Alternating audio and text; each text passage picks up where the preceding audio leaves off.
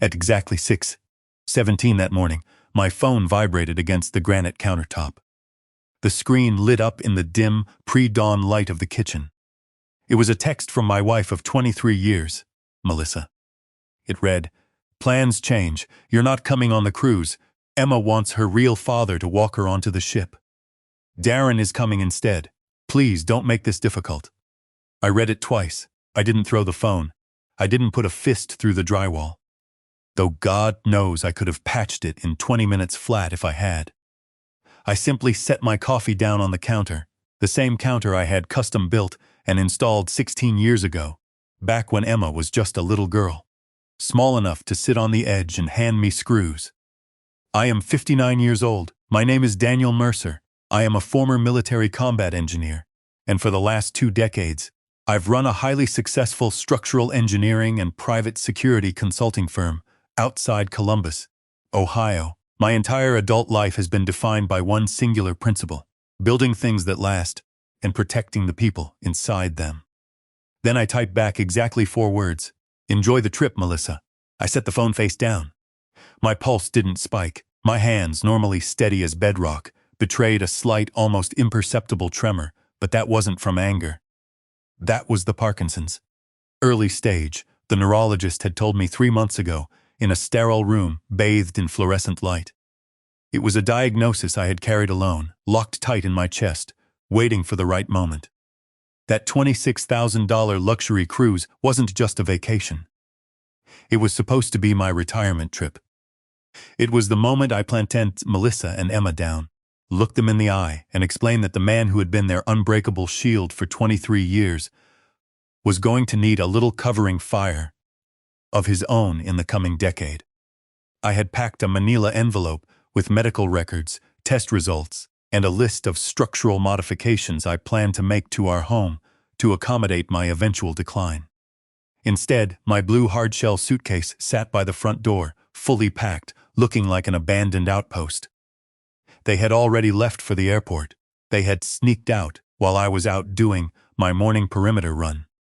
To understand the sheer magnitude of this betrayal, you have to understand Darren.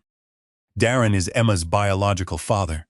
He is also a textbook manipulator, a world-class gaslighter who had spent Emma's entire childhood vanishing when the rent was due and magically reappearing on birthdays with cheap gifts and empty promises. When Emma was 7, burning up with a fever in the dead of winter, Melissa had called Darren for help. He hadn't bothered to pick up. I was the one who drove Emma to the ER at 2 in the morning. I was the one she grabbed with her tiny hand, whispering, "Don't leave, Daddy."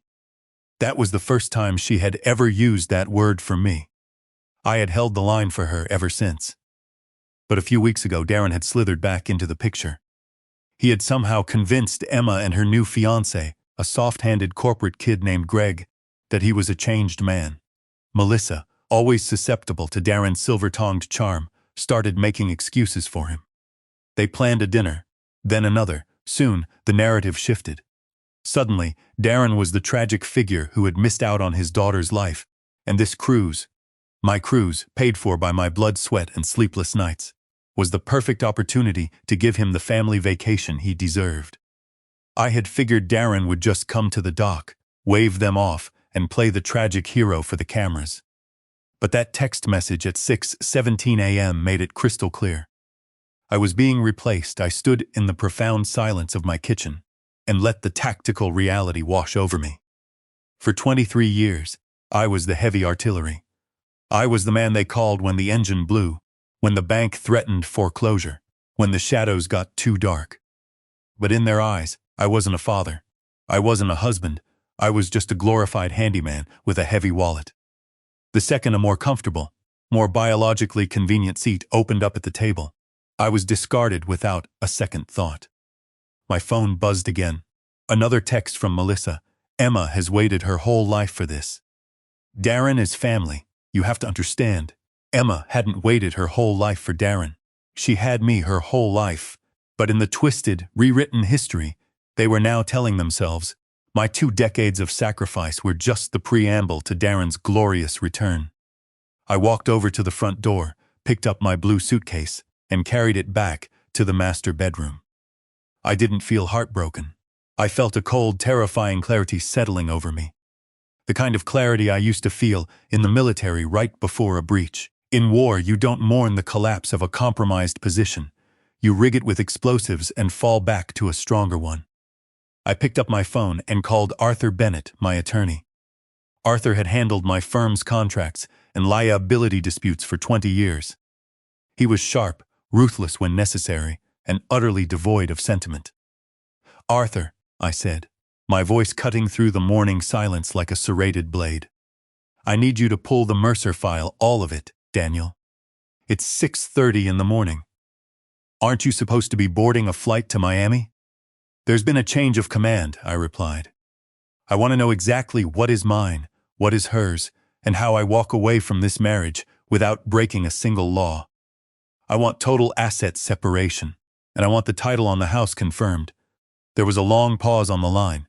Arthur knew me well enough to know I didn't make impulsive threats. "Daniel, are you sure? Do you want to slow down? Give this a few days? I've given it 23 years, Arthur." They made a fatal mistake this morning. They assumed my loyalty was an infinite resource. It is not. I hung up the phone. I walked down the hallway to my home office, locked the door, and pressed my hand against a specific, unnoticeable seam in the oak paneling. The hidden locking mechanism clicked, revealing a secret room, a secured chamber, where I kept my firm's sensitive blueprints, a fireproof safe, and my personal operational documents. I opened the heavy steel door of the safe and pulled out my original deed. I had bought this house 3 years before I ever met Melissa. Our prenuptial agreement, drafted with military precision, designated the property entirely as mine. When I refinanced it to expand the master wing, she had signed papers explicitly waiving any claim to the title. She had probably forgotten all about it. I hadn't. A good combat engineer always builds a reinforced exit route. I sat at my mahogany desk, booted up my secure laptop, and logged into the travel agency portal. The cruise was a logistical masterpiece I had meticulously coordinated for 8 months. I couldn't touch Melissa and Emma's cabin. They had booked that specific room themselves months ago. But everything else? The premium dining packages, the luxury shore excursions, the VIP transfer services, the pre-departure penthouse suite in Miami, the exorbitant travel insurance with the cancel for any reason clause. All of it was in my name. All of it was tethered to my black card. I hovered my mouse over the cancellation dashboard. I wasn't doing this out of petty spite. I was executing a strategic withdrawal of resources from hostile territory. I clicked cancel all. In a matter of seconds, I pulled the financial rug out from under a $26,000 vacation. The system clawed back a massive chunk of the funds. What couldn't be refunded was simply voided. By the time their flight touched down in Miami, they would believe they had successfully replaced a passenger. They had absolutely no idea that they had just amputated the very lifeline keeping their entire fantasy afloat. They wanted a trip with the real father. They were about to find out exactly what Darren's reality looked like when I wasn't subsidizing it. My phone started detonating with incoming texts just after noon. They must have arrived at the pre-departure penthouse suite in Miami. I sat at my desk, watching the notifications stack up on the screen. "Daniel, the hotel says your black card is frozen. They won't let us check into the suite. Did you cancel the travel account? This is embarrassing. Fix this right now. Embarrassing." That was the exact word she deployed. Not "I'm sorry." Not "Are you okay?" Not even a shred of guilt for abandoning me on the morning of our retirement trip. She was simply embarrassed that the VIP treatment had abruptly evaporated. Like she had showed up underdressed to a country club dinner. I didn't respond. I simply took a sip of my black coffee, feeling the caffeine sharpening my focus. 10 minutes later, a text from Emma pierced through. "You don't have to punish everyone just because you're throwing a tantrum. Mom is crying. Darren is trying to fix the hotel. Just unlock the card." I read that line, feeling the cold, hard reality of my existence in this family cementing itself. For decades, I was the unseen foundation holding their fragile world together. I thought back to her college graduation, I had single-handedly paid the final grueling stretch of her tuition when she lost a scholarship. I never threw it in her face. I just wrote the check and moved on, like a structural engineer, reinforcing a failing support beam. On graduation day, Darren had slithered in 2 hours late, reeking of stale cologne, holding a flashy but cheap bracelet. When the photographer shouted for a family photo, Emma eagerly pulled her mother and Darren into the frame. I had stood awkwardly off to the side, holding her heavy graduation gown draped over my arm like a glorified coat check attendant. They didn't see a father, they saw a handyman, a bodyguard. An ATM. I typed out a single, precise reply to Emma. You wanted a luxury trip with your real father. It should be financed by the man you chose. I'm stepping down from active duty. I powered down the phone, removed the SIM card, and snapped it in half. I had a secondary burner phone for secure communications with Arthur. The old Daniel Mercer was dead. It was time to systematically dismantle the life I had built for them. By 2 o'clock that afternoon, I was sitting in Arthur's leather-clad office. He slid a thick stack of legal documents across his desk. Separation papers, asset division, beneficiary revocations, and the crown jewel of my tactical withdrawal, the real estate sale authorization. I've had the house appraised, I told Arthur, my voice dead level. I've been quietly circulating it among private cash buyers for the last year, anticipating the need to downsize because of my health. I have a buyer ready to execute a fast close, 18 days, 8% under market value, but it bypasses the mortgage red tape. Clean, immediate cash. Arthur leaned back, steepled his fingers, and stared at me. Daniel, 18 days means the closing will finalize while they are still floating in the middle of the Caribbean. They'll come back to a locked door. That is exactly the operational parameter, I replied. By the time that ship docks in Miami, I will be a ghost, and the house will legally belong to a stranger. Arthur handed me a silver pen. Are you absolutely certain you don't want to wait for them to return? Give them a chance to explain. They explained everything at 6:17 this morning, Arthur. I'm just acknowledging receipt of the message. I signed the documents. My hand trembled slightly as the ink hit the paper, the Parkinson's rearing its ugly head again. Arthur noticed the shake. His eyes darted to my hand, but he had the professional discipline not to say a word. I steadied my wrist against the desk and finished the signature with a sharp, aggressive flourish. For the next 2 weeks, while they were drinking piña coladas on the Lido deck, I executed a flawless, military-grade extraction. I didn't destroy their belongings. I didn't throw Melissa's clothes on the lawn out of petty spite. I operated with the cold, methodical precision of a bomb technician defusing a hostile threat. I hired an elite, bonded moving company. They meticulously packed every single item that belonged to Melissa's and Emma designer clothes, photo albums, kitchenware, Emma's old childhood trophies. Every box was inventoried, numbered, and transported to a climate-controlled storage facility 40 minutes across town.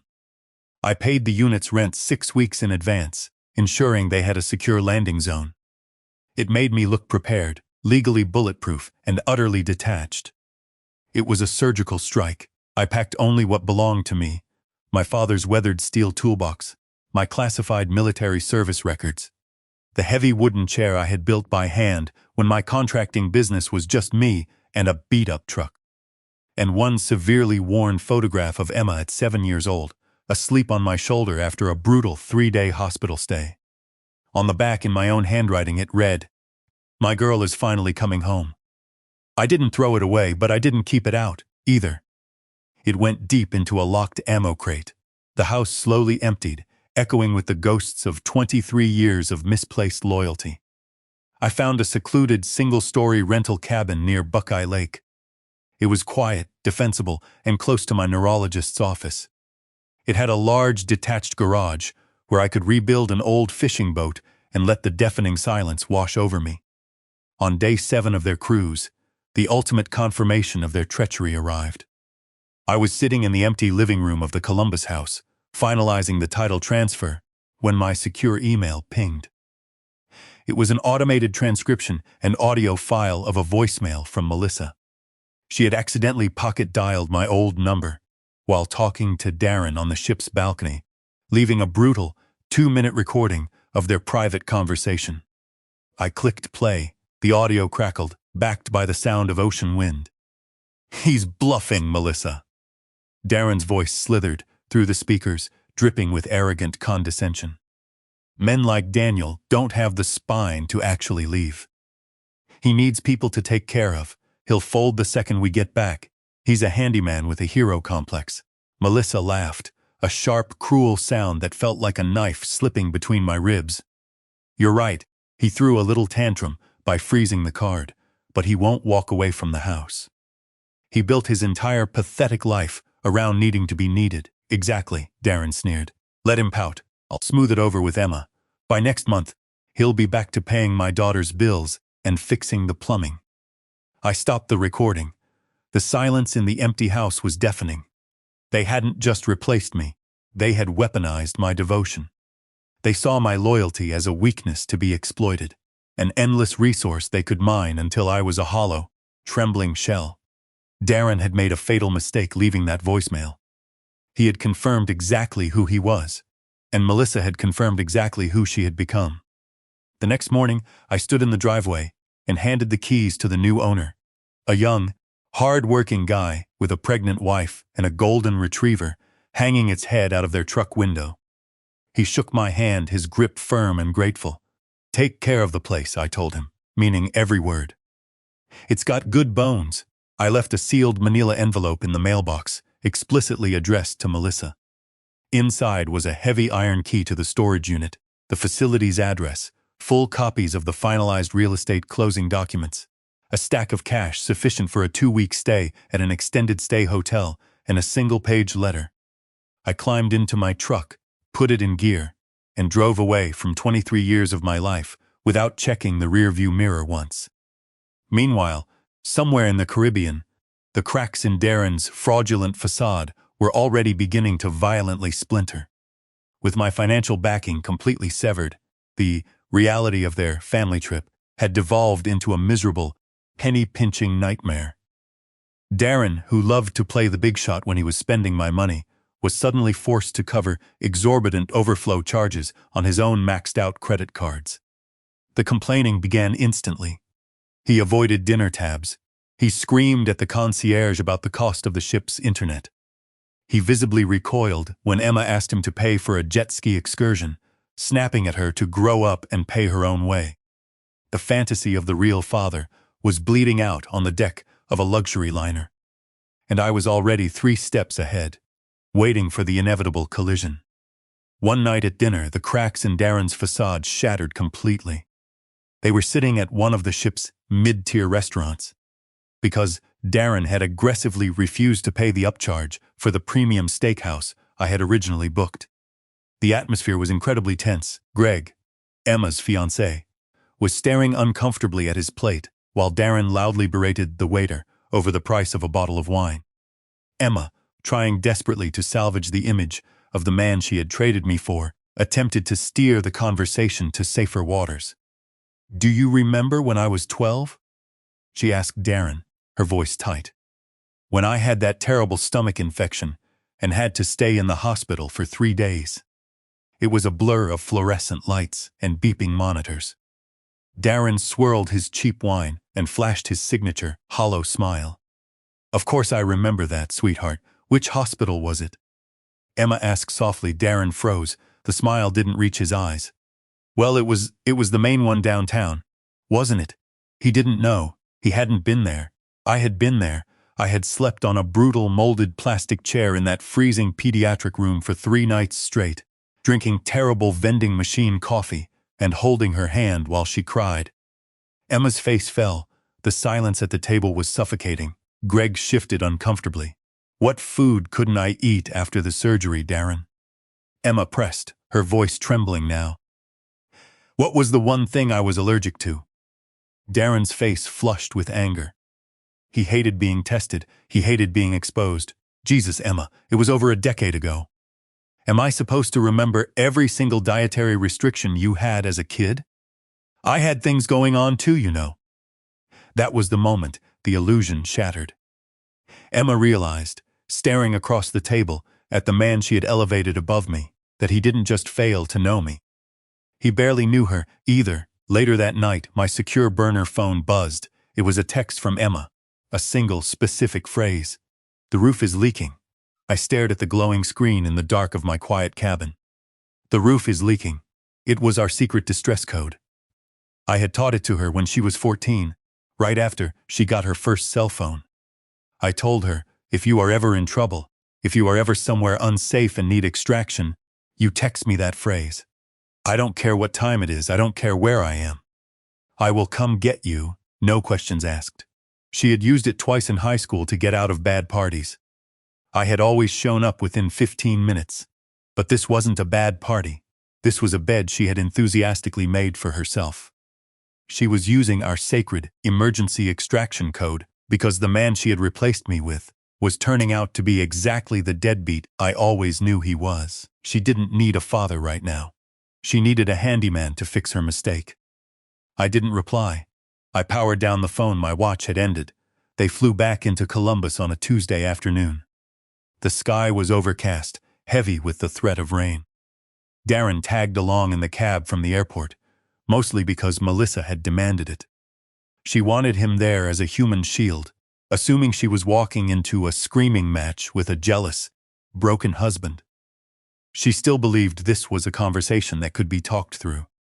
She still believed she held the leverage. The cab turned onto the affluent, tree-lined street I had lived on for over 2 decades. As it pulled up to the driveway, Emma noticed it first. "Mom, whose car is that?" A heavy-duty silver pickup truck, completely unfamiliar, sat in the driveway. 2 children's bicycles were carelessly leaned against the side of the garage. The heavy, custom blackout curtains I had installed in the front windows had been replaced with bright, floral ones. Melissa scrambled out of the cab, her face pale. She ran to the front door and jammed her key into the lock. It didn't turn. She aggressively rattled the handle, panic rising in her throat. The door swung open, and the new owner, the hard-working guy with the golden retriever, stepped out, looking confused but calm. "Can I help you?" he asked. "What are you doing in my house?" Melissa shrieked, her voice echoing down the quiet street. "Where is Daniel? Did he rent this out while we were gone?" "I'm calling the police!" The new owner held up his hands defensively. "Ma'am, please step back. I didn't rent this house, I bought it. The closing was finalized 3 days ago. If you don't leave my property, I will be the one calling the police." Melissa actually dialed 911.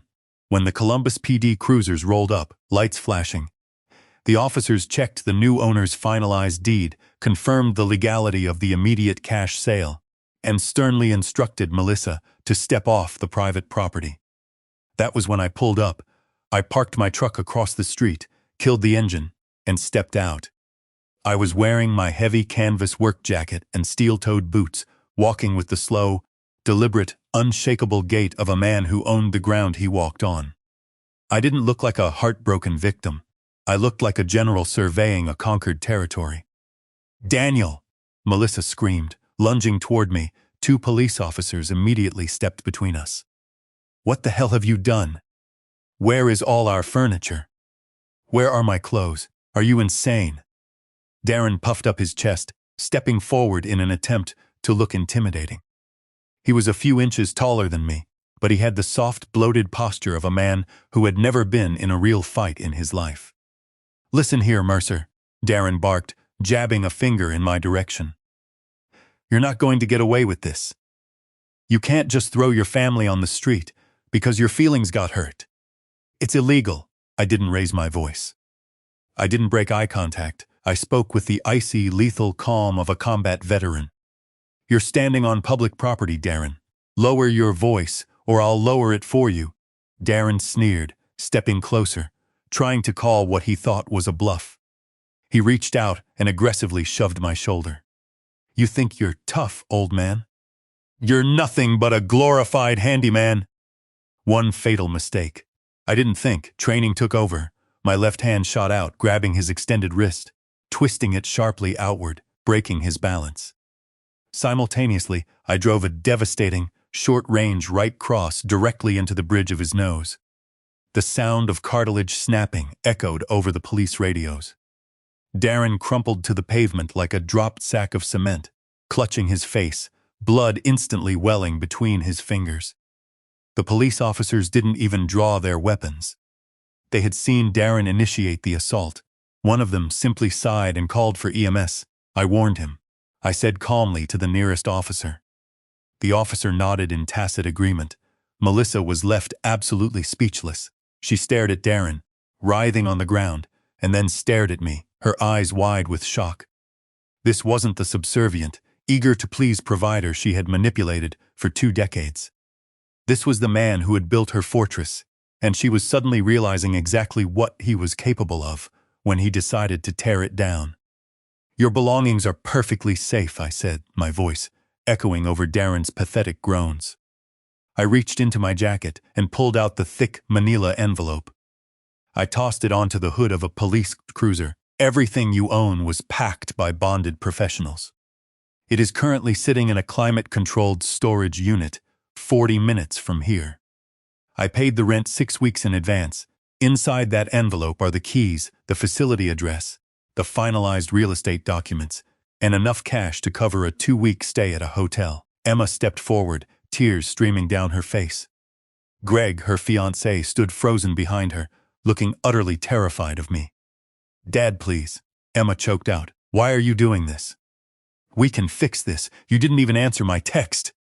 I used the code. I saw the code, Emma, I replied, my expression unreadable. But you weren't in danger. You were just inconvenienced. The man you chose to replace me with couldn't foot the bill, and you wanted me to bail you out. Again, you sold our home, Melissa cried, finally finding her voice. Because of one text message. You destroyed our family over a vacation? I didn't sell your home, Melissa, I said. I sold the separate property I purchased 3 years before I met you.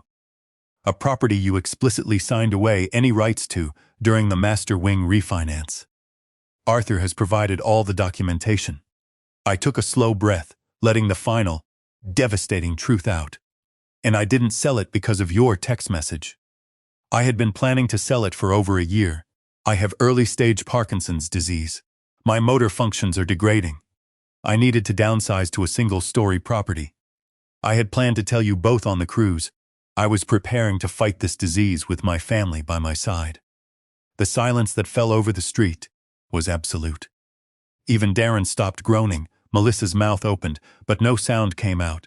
Emma let out a strangled gasp, her hands flying to her mouth as the horrifying realization hit her. The shaking hands at dinner, the reluctance to carry heavy boxes up the basement stairs, the sudden desire for a massive family retirement trip. It all locked into place. But your message at 6:17 a.m. made it violently clear, I continued, my voice dropping to a low, lethal register. I was only as long as I was useful. The second you thought Darren could offer you a better narrative, I was discarded.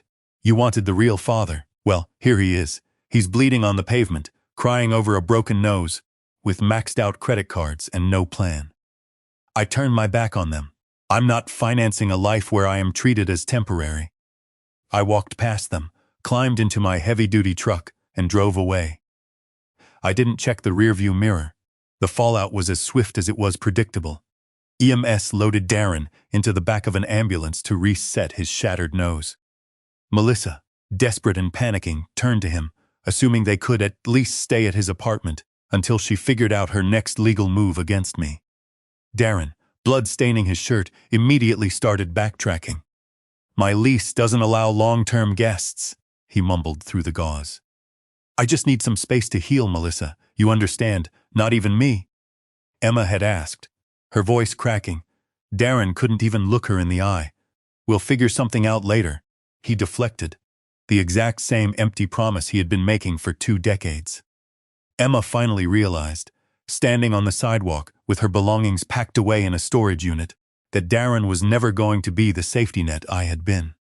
Melissa and Emma spent the next 2 weeks living out of the extended stay hotel I had financed with the cash in the envelope. The stark reality of their situation rapidly set in. Melissa called Arthur's office repeatedly, demanding to contest the house sale. Arthur calmly informed her that the prenuptial agreement, the refinance waivers, and the immediate cash close were airtight. Furthermore, he reminded her that she had ignored the certified digital notices sent to her email while she was busy mocking me on a cruise ship. The battle was over before she even realized it had begun.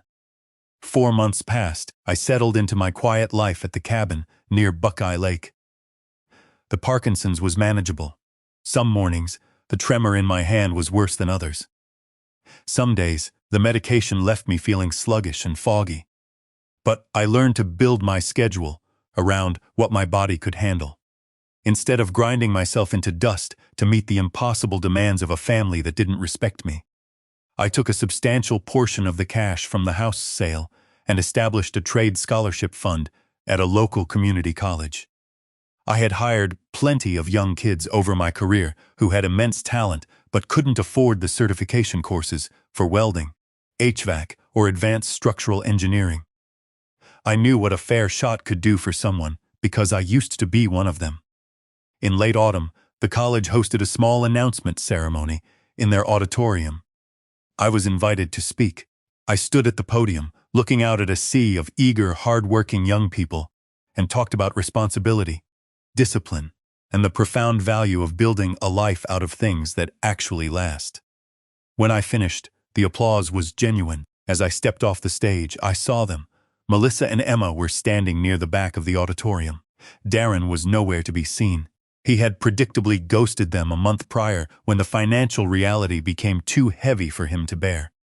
Melissa looked exhausted. She had moved into a small apartment across town, forced to budget, pay her own bills, and call a real repairman when the plumbing failed. For the first time in 23 years, her problems didn't automatically have a Daniel attached to solve them. Melissa approached me first. She didn't yell. Her voice was low, tight with lingering resentment. You had enough money to fund a massive scholarship for complete strangers, but you threw your wife and daughter into a cheap hotel. I left you a climate-controlled storage unit, a legally bulletproof separation, and 2 weeks in a hotel. I corrected her, my tone utterly flat. What I stopped giving you was unlimited, unconditional access to my resources. You humiliated us, she hissed. No, Melissa, I simply stopped hiding the consequences of your decisions. You made your choice in a text message at 6 in the morning. I just finalized the paperwork. Emma stepped forward. She looked older, the arrogance of youth completely stripped away. Her fiancé, Greg, wasn't with her. I later learned he had broken off the engagement when he realized the Mercer financial safety net had been permanently severed. Dad, Emma said, her voice trembling. I looked at her for a long time. My heart ached, but the structural integrity of my boundaries held firm. I loved hearing you call me that when you were 7, Emma. I really did. Tears spilled over her eyelashes. I was stupid. I'm so sorry. I didn't know he was like that. I didn't know you were sick. You were old enough to choose, I told her, my voice softening slightly, but losing none of its weight. And that means you are old enough to understand exactly what your choice cost. Please come back, she begged. Not to Mom, just to me. I need my dad. I loved you like a daughter for 23 years, I said slowly. But loving you does not require me to continually accept whatever secondary, temporary position you decide to give me when it's convenient. I didn't completely shut the door. I reached into my pocket and handed her a card with a P.O. box address. Write to me, I said. Don't ask me for money. Don't ask me to fix your car. Don't ask me to solve your problems. Just tell me who you are when you need absolutely nothing from me. She clutched the card, nodding, sobbing quietly. I turned away and walked back toward the group of trade students waiting to shake my hand. I caught a glimpse of Emma watching me out of the corner of my eye. I think that was the very first time she truly saw me, not as a handyman, not as a limitless ATM, but as a man standing firmly on his own 2 feet, possessing a profound worth entirely separate from what I could provide for her. It's been a year now. I still tinker in my garage. I go to physical therapy twice a week. I fish with my neighbor, Carl. I mentor the scholarship students over coffee, teaching them about structural integrity. both in buildings and in men. Emma writes to me every month. At first, the letters were drenched in desperate apologies, which I answered politely, but distantly. Eventually, she started writing about her actual life, a new job, a community class she was taking, the small, quiet ways she was trying to become a more responsible adult. A few weeks ago, we met for coffee. It wasn't a tearful cinematic reunion. It was just two adults, sitting across a table, starting over from absolute zero. When I got back to my cabin that night, I opened my father's weathered steel toolbox. The worn photograph of Emma at 7 was still tucked inside. I didn't throw it away. I never will. Forgiving someone doesn't mean pretending the love you had for them wasn't real. But I didn't frame it and put it on my nightstand, either. It stayed in the box, alongside the heavy tools of a life I had already lived through. For the vast majority of my adult life, I believed that love meant staying, no matter how much of yourself was violently stripped away by the end of the day. I know better now.